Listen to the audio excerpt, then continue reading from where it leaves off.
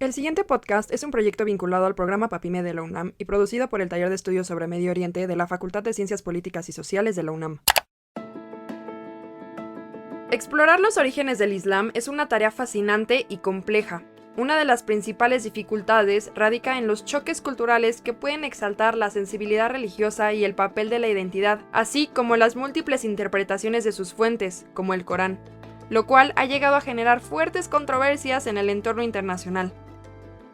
Nosotras somos Jimena Rodríguez y Mónica Espinosa, egresadas de la carrera de Relaciones Internacionales y presentadoras del podcast Las Relaciones Internacionales en Medio Oriente.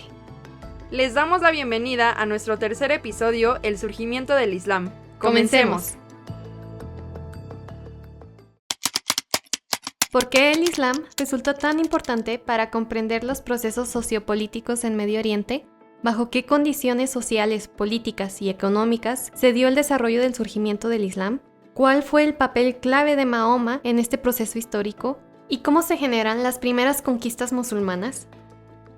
Para responder esto, hoy nos acompaña nuevamente el Dr. Jaime Isla Lope, experto en las relaciones internacionales del Medio Oriente y doctor en Ciencias Políticas y Sociales con orientación en Relaciones Internacionales por la UNAM. Bienvenido, doctor. ¿Cómo se encuentra el día de hoy?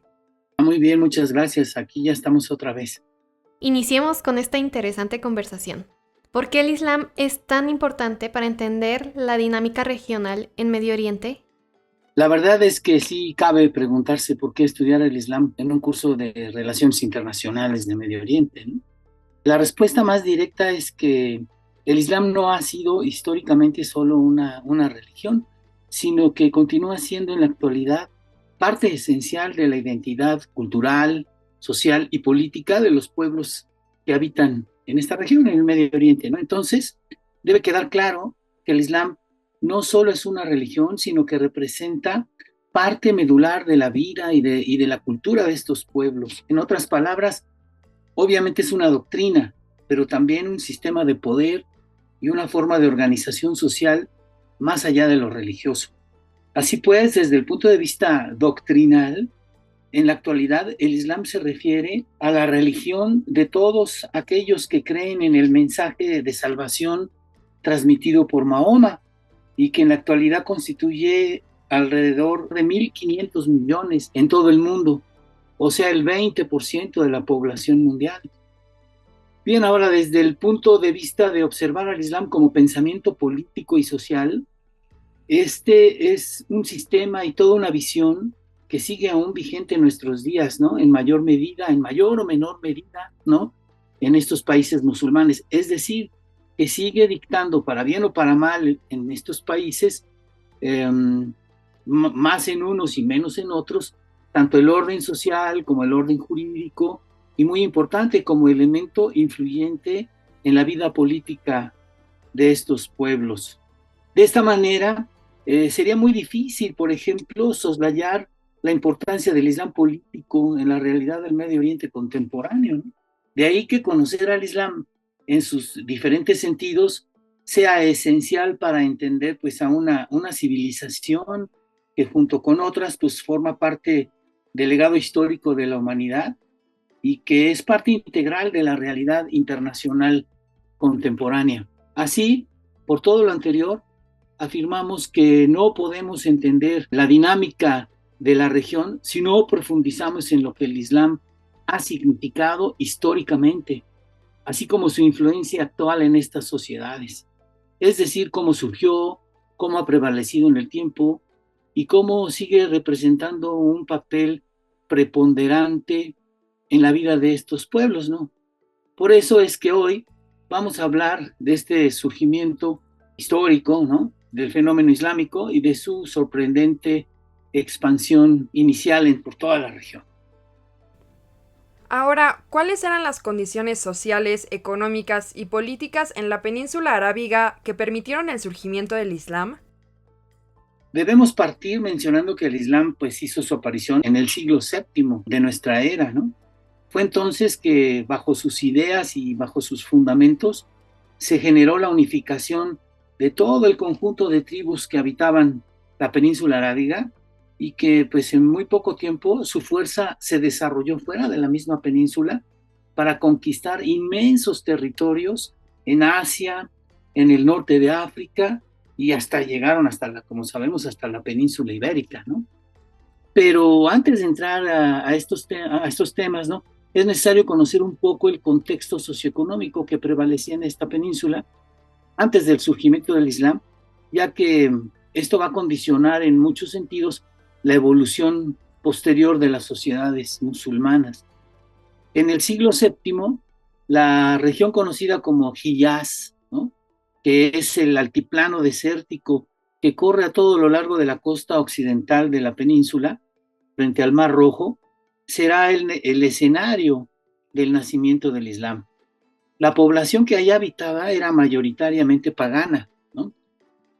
Pero ya entonces ya mantenía contacto con comunidades judías y cristianas, lo cual va a ser importante, ¿no? El Hiyaz estaba ocupado por vastos espacios desérticos y sigue aún así, ¿no? Sin embargo, había algunos oasis que permitían el establecimiento de grupos sedentarios. Los principales eran lo que es hoy la Meca, ¿no? Y la ciudad de Yatrib, que será rebautizada posteriormente por el profeta como Medina, ¿no? Eran los centros más importantes habitados por comerciantes y agricultores. La cohesión social se lograba a través o a partir de lazos tribales y clánicos que obviamente pues eran incapaces de conseguir una integración social más allá de la tribal. Será precisamente el surgimiento del Islam el que permitirá vínculos de mayor cohesión social para la integración de estructuras sociopolíticas de mucho mayor envergadura. En cuanto a los centros urbanos, ya los mencionamos, Yatrib era un oasis agrícola, en tanto que la Meca estaba constituida por una comunidad comercial, además constituía un centro de peregrinación, ¿no? En la Meca reinaba la tribu Quraysh, era la que controlaba el comercio caravanero y era la que administraba el famoso santuario de la Kaaba, ¿no? Que hoy en día todavía es visitado por millones y millones de musulmanes. Centro de peregrinación esta Kaaba y de oración para todas las tribus que procedían de la península. Importante mencionar que los habitantes de estas dos poblaciones mantenían, como ya lo dije, contactos con ideas monoteístas procedentes de Bizancio y de Persia. Por ejemplo, en Yatrib existía una población importante de árabes ya convertidos al judaísmo, ¿no? También había comerciantes cristianos en la Meca. O sea, que había grupos monoteístas, por lo que ya existía cierta receptividad a dichas ideas, ¿no? A estas ideas. Y ya en el siglo VI la península había salido de su tradicional aislamiento y empezó, por cuestiones internacionales, empezó a jugar un papel importante en el comercio internacional de la época. Lo anterior sucedió debido al bloqueo de las rutas tradicionales entre Europa y Asia por las guerras constantes entre Bizancio y Persia. Este bloqueo generó una ruta alterna para el comercio, precisamente a través de la península, ¿no? Que corría desde esta nueva ruta, va a correr desde el sur de Yemen a través del Hiyaz, que ya hemos mencionado, toda la parte costera del Mar Rojo, hasta llegar a los puertos del Mediterráneo. Entonces, esta ruta comercial va a generar que la Meca se convierta en una ciudad comercial muy próspera. Empero, como suele suceder, la mayor parte de la riqueza se concentró en pocas manos, lo que a su vez generó un debilitamiento de las estructuras tribales tradicionales y un descontento social generalizado. Y va a ser en este contexto de cambios socioeconómicos que va a surgir el Islam y que va a crear un nuevo Estado, es decir, va a surgir el Estado Islámico. ¿Cuál fue el papel de Mahoma como fundador del Islam? Mahoma nació en Meca, ¿no? En la ciudad de la Meca, en el año 570, ¿no? Y pertenecía a la tribu Quraysh, que era la tribu que controlaba la ciudad, ¿no? Pero él era un pariente pobre de esta poderosa tribu, ¿no? Era huérfano de padre y madre, ¿no? Pero a los 25 años se casó con una viuda rica llamada Jadilla, ¿no? Y se va a convertir en un próspero comerciante. pero pues de alguna manera Mahoma generó el hábito de la meditación ya una vez que estaba tranquilo, ya tenía riqueza, y empezó a hacerlo en una cueva cercana a la Meca. Al ser un miembro de la tribu Quraysh, hizo que tomara conciencia con respecto a la mala situación socioeconómica de la mayoría de la población de Meca, ¿no? Y en el año 610 se dice que Mahoma manifiesta que está recibiendo mensajes de Alá, mensajes de Dios, a través del arcángel San Gabriel, ¿no? Que es el mismo arcángel que recordemos que se le apareció a la Virgen María al anunciarle la venida de Jesús, ¿no? Y ya en el año 613, pues empieza a predicar. Pronto va a encontrar seguidores por la misma situación socioeconómica. La primera seguidora que tuvo pues, fue su esposa, Jadilla, así como sus familiares, ¿no? Entre ellos su primo Ali, y obviamente muchos marginados empezaron a seguirlo, sobre todo jóvenes. Y entonces Mahoma, desde la religión, va a empezar a criticar las condiciones sociales que imperaban en la península, ¿no? Pronto pues va a haber una fuerte oposición de los Quraysh, ¿no? Que lo amenazaron. Y entonces en el año 622, ya después de que había quedado viudo, Mahoma tendrá que huir a la Meca bajo amenazas de muerte, ¿no? Como ya lo habíamos dicho. Y esta huida se conoce como la Égira, ¿no? La huida. Esta fecha de 622 se considera el inicio de la era musulmana. Cabe señalar que desde el 619, ya desde antes, unos años antes, 3 años antes más o menos, Mahoma había empezado a concretar apoyos fuera de la Meca. Por eso consiguió el apoyo de diversas tribus en diferentes partes de la península, ¿no? Y de esta manera, pues ganó reputación como líder honesto, y es cuando las tribus de Yatrib, que estaban en pugna entre ellas, lo invitan a esa ciudad como árbitro y pacificador en ese año de 622, cuando él ya sale de Meca, ¿no? Así es como Mahoma se refugia en esa ciudad durante ese año que mencioné, 622, ¿no? Su actuación como pacificador de las pugnas tribales resultó tan buena que pues se convirtió en gobernante de la ciudad, y a partir de ese momento pues va a reforzar su vínculo y sus alianzas con muchas otras tribus, ¿no? Con el propósito de resistir los embates permanentes de la tribu Quraysh, ¿no? De su misma tribu, ¿no? Desde la Meca. Y ya en Yatrib te va a renombrar la ciudad como Medina, que quiere decir la ciudad, y se va a consolidar como religión el Islam, ¿no? Pero también se va a convertir, y esto es muy importante, se va a convertir en una comunidad políticamente organizada. Esto es muy importante. Se crea la UMA, que es la comunidad de creyentes. Esta institución llamada UMA es lo que va a unir a la sociedad musulmana, y con ello va a ser la forma como se van a superar los vínculos tribales. Finalmente, en el año 630, conquistará la Meca, ¿no? Ya conquista la Meca y somete a los Quraysh, y va a abolir el antiguo culto y va a lograr unificar la península bajo el nuevo Estado Islámico. Mahoma va a priorizar el sentido de comunidad a tal grado, a través de la UMA, que incluso va a mencionar que romper con la UMA debe considerarse como el mayor pecado en la comunidad.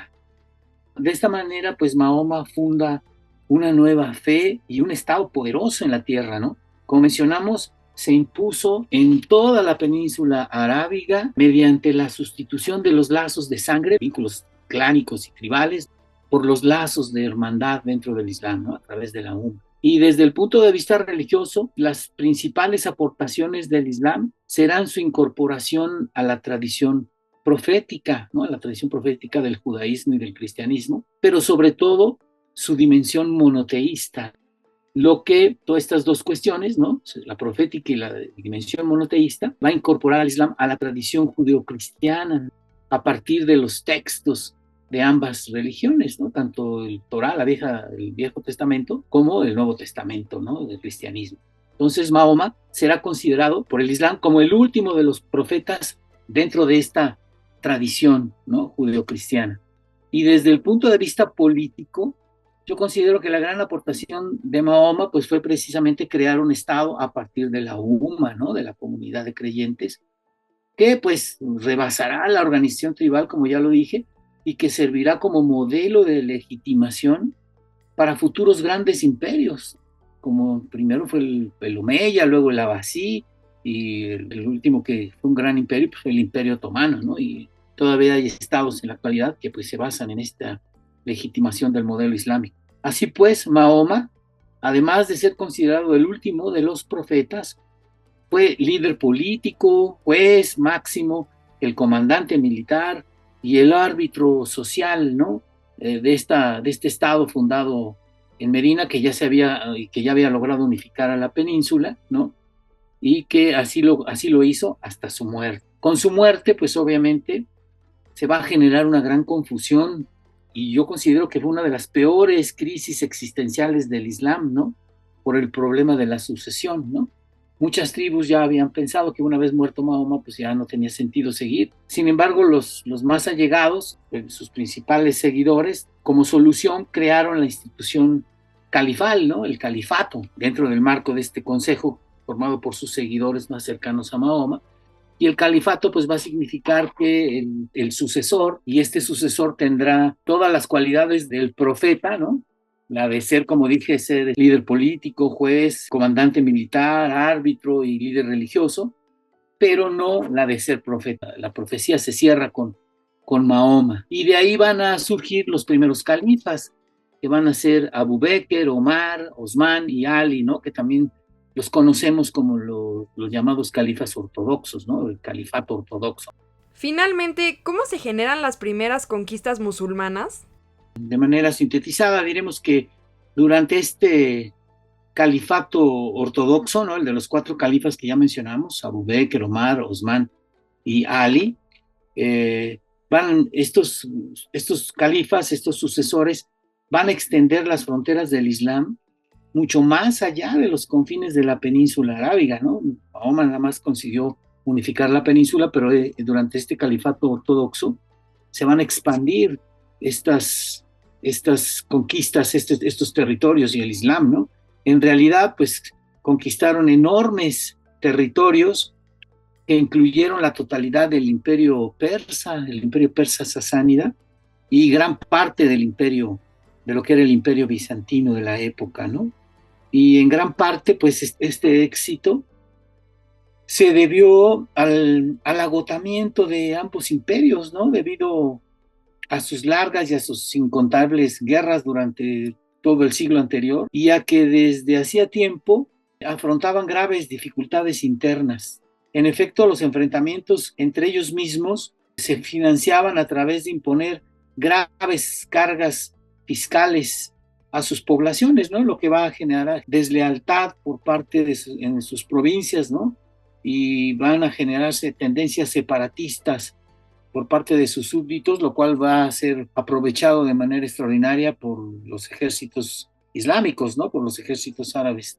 Y también algo muy importante que contribuyó al éxito de las conquistas islámicas fue que ninguno de los 2 imperios, ni Persia ni Bizancio, fueron conscientes de la transformación que acababa de ocurrir en la península arábiga, ¿no? Toda esta unificación que se dio y toda esta nueva religión y nueva organización política y social que generaron ya esta unificación de la península, de ello nunca fueron conscientes, y de esta manera pues no previnieron un ataque proveniente del sur de sus fronteras, lo que resultó sumamente sorpresivo para ellos. Además, pues ambos imperios pues dependían, me refiero otra vez al bizantino y al persa, dependían de tropas mercenarias que se enfrentaron a un nuevo gran entusiasmo islámico, ¿no? En donde sus guerreros pues no solamente buscaban la recompensa material a través del botín, sino que también sentían que luchaban por tener beneficios después de morir, ¿no? De ir al cielo y de todas estas cuestiones, ¿no? Beneficios que podríamos llamar espirituales. Y esto hizo pues que en realidad barrieran con el imperio persa y le quitaran muchísimas provincias al imperio bizantino, ¿no? Entonces, en términos generales, ya una vez que se asientan los árabes en todas estas provincias, las conquistas no van a romper con la continuidad de la existencia de las comunidades locales, ¿no? Sino que van a convivir con ellas, ¿no? las poblaciones van a conservar la gran mayoría de estos pueblos que son conquistados, van a mantener a seguir con sus mismas estructuras, ¿no? Que venían desde Persia y Bizancio, ¿no? Y los árabes van a respetar estas estructuras heredadas, ¿no? De los regímenes previos, ¿no? De los regímenes anteriores, y en gran medida no lo hicieron, no cambiaron nada, porque pues la verdad es que carecían de la capacidad, ¿no? De reemplazar y de transformar estas estructuras. Recordemos que ellos tenían, ¿no? Apenas estaban saliendo de la cuestión tribal, ¿no? Y se encontraron con nuevas estructuras sociales y económicas, ¿no? Que ellos desconocían y que no sabían incluso cómo gobernarlas, ¿no? Así pues, estos pueblos conquistados van a conservar sus tierras y sus propiedades, simplemente a cambio del pago de un impuesto anual llamado el yaray, ¿no?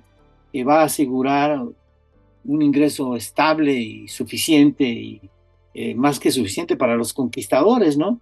Y también, como mencioné, pues otra buena medida fue conservar a los funcionarios y a los burócratas que estaban de los periodos anteriores, y en este sentido los califas solo nombraban en cada provincia un gobernador militar y político, ese sí, proveniente de las tribus árabes, que era denominado wali, ¿no?